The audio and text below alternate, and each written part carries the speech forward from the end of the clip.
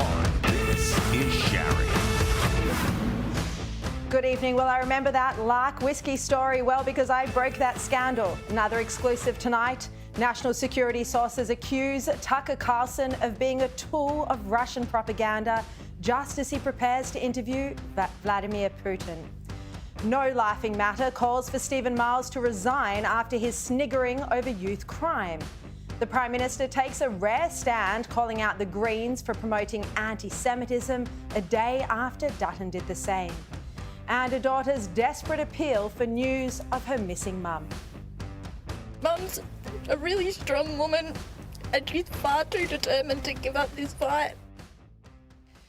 But I start tonight with the despicable dictator Vladimir Putin and his interview with former Fox News host and Russian apologist Tucker Carlson. The controversy over the interview has highlighted something that's been troubling me deeply. This isolationist movement in the Republican Party that argues America should not be involved in foreign wars. The President of the United States is considered the leader of the free world for a reason. America plays a critical role in global security. Dangerous dictators think twice about aggressive conduct because of the threat of retribution from the US. Well, at least they do when there's a stronger president than the feeble Joe Biden.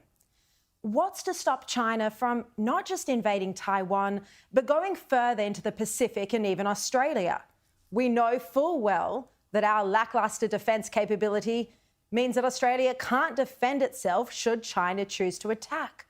The main deterrent, the threat of retaliation from America. Likewise, what prevents Putin from his ambition of expansion in Eastern Europe?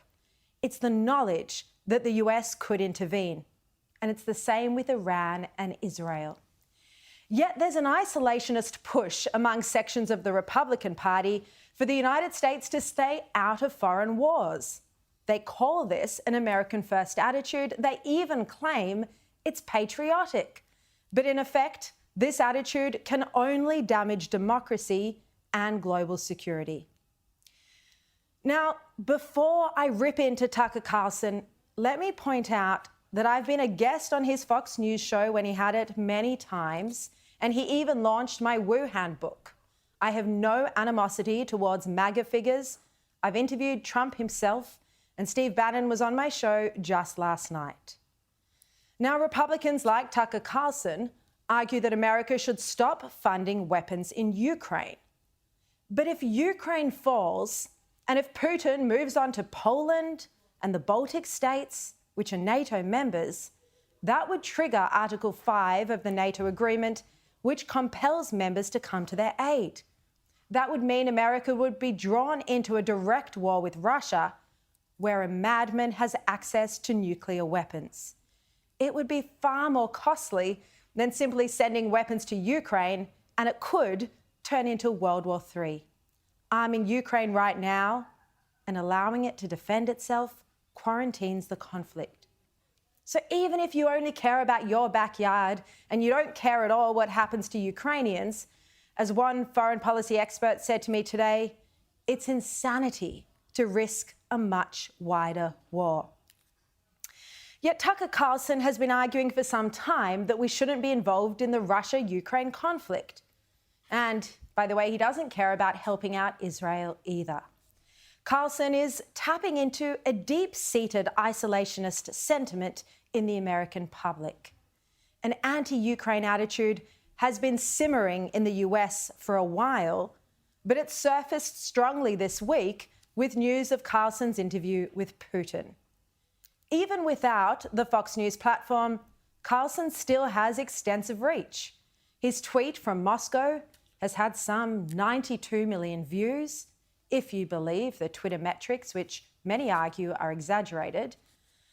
But more critically, he plays an influential role as a thought leader within the Republican Party. And by the way, Tucker has ambitions to be president one day. I'm told his father even has a Tucker 24 mug. So this interview with Putin, well, is it coincidental timing when the bill for $60 billion in funding for Ukraine is due for a vote in the US Senate on Thursday? Or is it a coincidence at all? It would be Putin, not Tucker, calling the shots of if and when the interview happens. Two sources connected to the national security community told me today that Tucker is now viewed as bought by Russia. Tucker Carlson, this is one source, one national security community source told me that Tucker Carlson is a willing agent of the Russian government and is spreading Russian government talking points. He's a tool of Putin's and is playing into Putin's hands. Now, I asked this source what proof there was for this, and they said to me, and I quote, "It is theoretically possible there's no financial relationship or actual benefits between Carlson and the Russian government, and all he's doing is cynically tapping into an audience. That's possible. But no question he's facilitating Russia's arguments. He's the main channel for their arguments into the United States. In other words, a propaganda tool for Russia."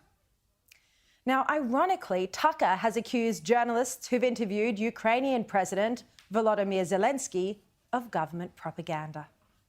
But the interviews he's already done in the United States are not traditional interviews. They are fawning pep sessions specifically designed to amplify Zelensky's demand that the U.S. enter more deeply into a war in Eastern Europe and pay for it. That is not journalism. It is government propaganda. Elon Musk on Twitter, or X, accused journalists who've interviewed Zelensky of sucking up to him, and he used quite crass language. The journalist Glenn Greenwald wrote, "Who were the American journalists who conducted even minimally adversarial interviews with Zelensky?"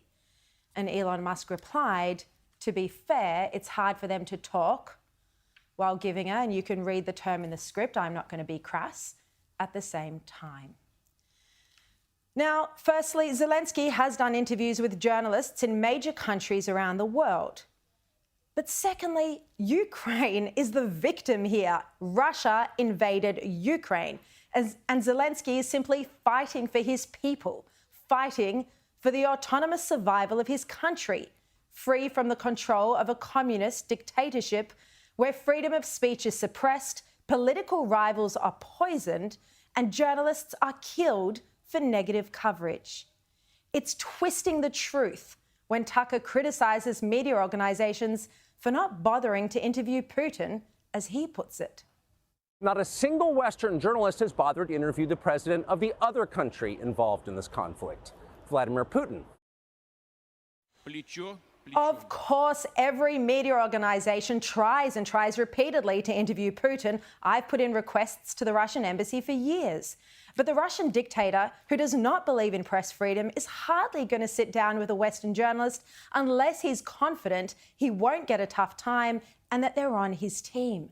The Kremlin admitted as much in a statement. And if you don't believe me, think about this. More journalists are murdered in Russia than in any other part of the world. As you know, an American journalist from the Wall Street Journal, Evan Gershkovich, is currently behind bars in Russia. Now, of course, there's nothing intrinsically wrong with a tough journalist interviewing a murderous dictator as long as hard questions are asked, as long as they're not doing their bidding and spreading their propaganda. But another former Fox News host, Megyn Kelly, told Paul Murray last night that Carlson doesn't have a history of tough commentary on Russia. Part of the reason they're skeptical of Tucker is he has not been hard on Russia in his coverage of this conflict. He's been, if anything, defensive of them. And so I think people are expecting him to do a very flattering softball interview that will further the narrative that people feel they've heard from Tucker. If he's not tough, if he doesn't ask him tough questions, he'll be excoriated, rightfully so. Where this all leads us is that it's deeply concerning that powerful figures like Elon Musk and Tucker Carlson can't distinguish between allies and enemies, between values of freedom that we've fought for over generations and values of tyranny and totalitarianism. Do they do it for clicks, for money, for fame, whatever the motivation, it empowers our enemies at a time when we're already seeing a new fragility in social cohesion and global security is precarious. We can't take our freedom and our democratic values for granted. We need to protect and guard them, not allow them to be whisked away for the sake of likes on social media. The consequences are too serious. The last thing we want is to be sending our sons and daughters off to risk their lives or to an early grave in order to regain democratic values that our fathers and grandfathers have already fought for and even sacrificed their lives for. This isn't simply a matter of Ukraine. This is stopping the advance of Russia and the axis of evil, Iran, China, and North Korea. This is defending our very existence and our way of life to give our children a better future, rather than a repeat of the wars of the past. Now, the Prime Minister, Anthony Albanese, made a rare but strong stance on anti-Semitism in Parliament today, and it was in response to the outrageous anti-Semitic comments made by the New South Wales Greens MP, Jenny Long. I condemn totally any form of anti-Semitism, including the comments by my local member, the member for Newtown, whose comments about tentacles with regard to the Jewish community I find offensive. I find it had its origins in anti-Semitism, and I condemn it unequivocally. Joining me now, commentators Jason Morrison and Sky News host Anika DeGiorgio. Welcome to you both. Thank you. Jason, Jenny Leong's comments were so outrageous. Any other politician would have been sacked for them. She said that Jews have their tentacles in every industry. It took that for the Prime Minister to get up and say that anti-Semitism wasn't on. And those watching closely that clip also noticed they're putting on the animated head shaking and tut-tutting was Tony Burke, who's also been pretty close, slow to the front line on this one too. He had nowhere to go. The Prime Minister had nowhere to go but to condemn because it's so abhorrent, as she said. People won't forgive his slowness to the front of this, particularly Jews in Australia.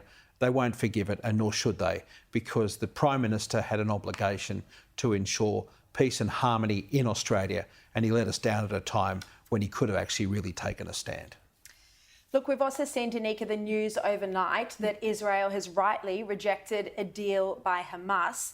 You know, again, Israel's always under this pressure to come to some sort of ceasefire deal. While there are still hostages in Gaza, we learn that some 31, maybe even more of them have been killed. Why is this pressure always on Israel? Well, that's a really good question. Why is this pressure on Israel? But credit where credit's due to Benjamin Netanyahu. He's saying no to all these foreign powers who are really pressing for him. The US, they're constantly saying, let's try and minimise the situation. Why on earth would Benjamin Netanyahu want to be listening to the United States? I mean, seriously, in the end, Hamas was the one that started this war. They started this war when they slaughtered more than 1,000 Jews on October 7. They're the enemy here. And if Hamas is now coming out saying, well, let's have a truce, we're going to release some hostages, as you said, we don't know how many of those hostages are still alive. The Israeli Times are reporting that 1/5 have died. And in the end, a truce deal with Hamas basically means you're giving up Gaza, and then the problems just continue. It's a revolving cycle. So no, Israel has a right to defend itself and a right to do what it's doing. Yeah, and good to hear Benjamin Netanyahu say that they will stay the course until victory. However long that takes, won't be weeks. He indicated probably months. Look, big news, of course, this week with King Charles, his cancer diagnosis in the UK. Prince Harry's reported, Jason, to have already gone back to the US. Do you think this indicates that it's not potentially as serious as we thought? Gee, I hadn't thought about that dimension to it. I think it indicates, tragically, a terrible breakdown in a family. When cancer strikes families, regular families, drop everything, pitch in and support. I guess when you've just written a book, shit counting your father and his relatives so profoundly internationally and gone out of your way to do it, it's probably got a long way to go to make up. But you may well be right. I hope you're right. I actually hope it's not as bad as it is. The world doesn't need it. There were also reports, Danica, that Prince Harry didn't tell the royal family that he was actually planning on flying in. No, I did hear that as well. So basically we've got a situation where the King and Queen, the King's just been diagnosed with cancer and the two of them are what's supposed to just wait around while the petulant son makes his unannounced visit. Why would you travel all the way from the US to London to stay for 45 minutes? If your father is ill with cancer, why wouldn't you want to extend that trip? Be with him. Help him through this. It just doesn't make any sense. Do we expect anything less from Harry? No. Nothing surprises us when it comes to Harry. Let's be honest. I got to give him the benefit of the doubt a bit here. I got to give it to him. His father has got a horrible... They might have an appalling relationship, but I would think any person in a situation where you've just blown up your family would try to fix it with that news. 45 minutes, though. Why would you stay 45 minutes? Probably had a Netflix crew outside. Probably waiting to film the next documentary, the next TV interview. But if you're King Charles, you couldn't trust anything that That's you said the to Harry problem. and That's not knowing the it's going to end up in a problem. book. Now, reports today in the Daily Telegraph, Jason, that the upcoming Taylor Swift tour could add some $130 million to the New South Wales economy. They say it's more than the revenue from an entire Summer Ashes series. Look, this is good news, you'd normally say, unless there's concerns about inflation. Oh, well, we're blaming for everything now. I see this is this generation's ABBA, and the ABBA generation had the Beatles. This is their moment. I got young sons who detest Taylor Swift because you've got to when you're a young boy. I never hear people admit that. But I've got to say I'm so intrigued about this phenomena, and I'd love to actually just look and see who's in the crowd. I did go to a Taylor Swift concert a long time ago when it was screaming little girls. It's not that now. It's changed. I was at that one, but I wouldn't go anymore. I couldn't think of anything worse than a loud concert and traffic and trains packed with everyone. I'd rather stay home. True, but she is a phenomenon in herself. She is an incredible artist. Look, I will admit, I'm actually not a big fan. I wouldn't know any of the songs, but I don't know. I get swept up in the hype of it all, and I'm quite excited. What a great moment for New South Wales. Look, given I'm a nobody these days, if you guys get free tickets and don't want them, you take them. Bloody oath. Well, I do love her music. I just hate the idea of a concert with hundreds and thousands of people. Fair enough. Anyway. Fair enough. Yeah, absolutely. Jason, Morris and Danica DeJoy, Thanks, Sharri. thank you both so much. Yeah. Now, Russian drone and missile strikes hit major Ukrainian cities overnight, killing 5 and wounding dozens more. The whole country was put under air alert after attacks were reported in Kyiv, Mykolaiv and Lviv near the Polish border. Cybersecurity expert and Internet 2.0 co-founder Robert Potter was in Kyiv as the bombs fell around him, and he joins me now. Robert, thank you so much for your time.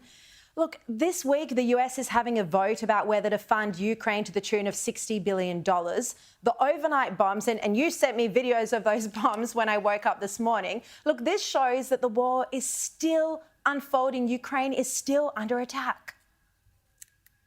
Yes, so the campaign by Russia to conquer Ukraine hasn't let up. And as we come into spring, we're expecting things to get significantly worse.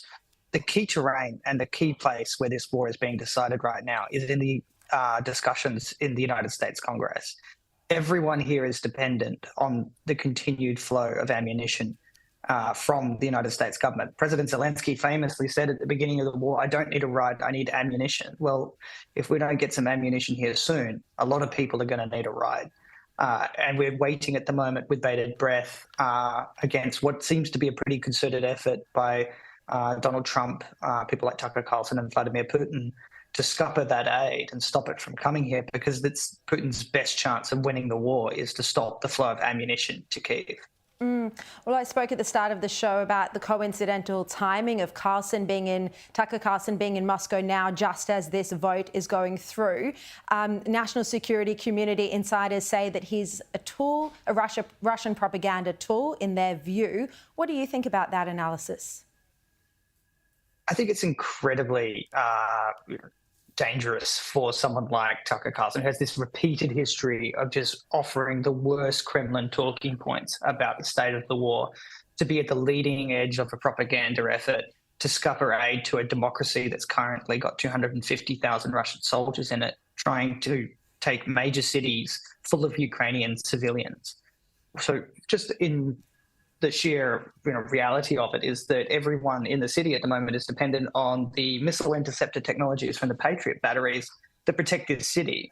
Now, the reason those batteries are in this city is because Putin keeps bombing the city. Those Patriot batteries should be protecting soldiers at the front line. So Ukraine ends up having to choose to use these missile batteries to protect civilians. It's the complete opposite to what we see in Israel, where Hamas hides behind the local civilian population. But everyone is wondering when those batteries are going to run out of ammunition, because that's when Putin will be able to strategically bomb the civilian population of Ukraine and force them to surrender to him. And with this critical vote that is scheduled for this week in the United States, it is not a coincidence that that's why Tucker Carlson has gone to Moscow to interview Putin and to put that case forward using the friendliest media voice that he could get and the most senior one that he could co-opt into doing this effort. And as I mentioned, the one who's actually influential with some people in the Republican movement. We've literally got 30 seconds left, but just very, very quickly, in your line of work, Russia is also the world's worst perpetrators of cybercrime and attacks. That's right, and they continue to hit Australia. So we recently saw Medibank was the victim of a major cyber attack perpetrated by a Russian citizen with complete impunity and no chance of ever being arrested. So we're going to continue to see things get worse if we don't come to the table and do more to help our Ukrainian allies. All right, Robert Potter, thank you so much for joining us in Kyiv. Please stay safe.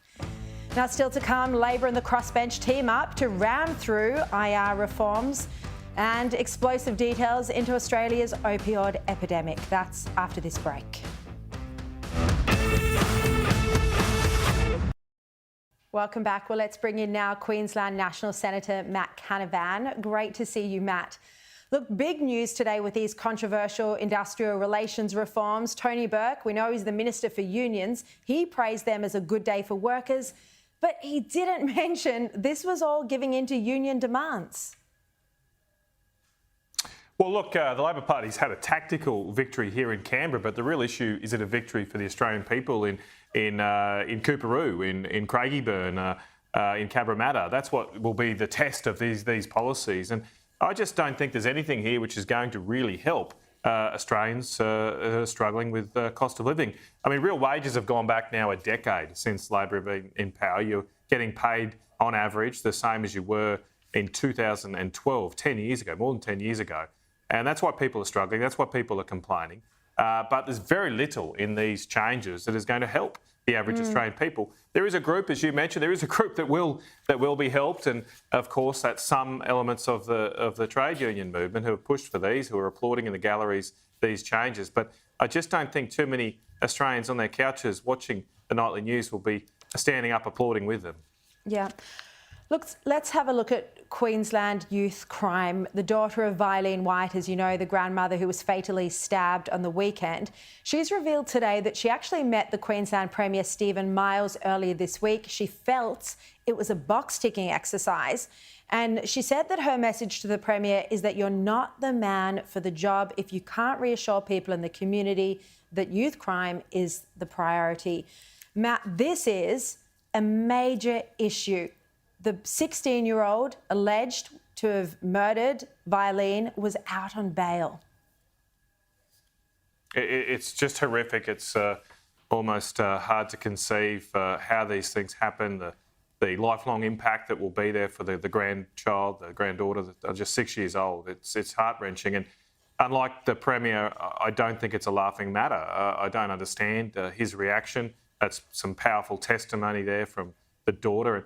The only thing that Stephen Miles can now do to repair his shattered reputation on the crime issue now is to roll back Labor's changes. In 2019, they changed the law such that denying bail would be a last resort for judges. That's their changes. They did that. And these people apparently out on bail, these alleged perpetrators out on bail, they made this mess. The only thing he can do to recover any trust of the Queensland people is to roll those back and roll them back straight away. Now, former ambassador to the US, Joe Hockey, came out to defend Kevin Rudd today. Joe Hockey did an interview on Ben Fordham's radio show. This after Steve Bannon told us here last night that Rudd was trying to worm his way back into Donald Trump's inner circle. Matt, Joe Hockey and Rudd are friends. It's hardly surprising that Hockey came out to defend him today. Well, look, it's not, and I give credit for the role and work that Joe did as US ambassador. He was one of the best US ambassadors I think we probably ever had, and it would be good for Kevin to take a leaf out of his book. And I suppose my message to Kevin is, I'm an Australian. I'm also from Queensland, and I'm here to help. I know Steve Bannon. I've been on his show, and I want to see Australia's interests be put forward. And so Kevin only has to reach out to other people across the aisle here to help repair relationships. I want to do that for my country. He's obviously got some work to do. Kevin clearly has some work to do to repair those relationships, but let's try and do that for our nation. Yeah, not helpful when you've called the former president a nutter and that he's destructive. Matt Canavan, thank you so much for your time. That's it from me. I'll see you on Monday at 8. And up next, the explosive documentary on Australia's opioid epidemic, Painkillers. It starts now.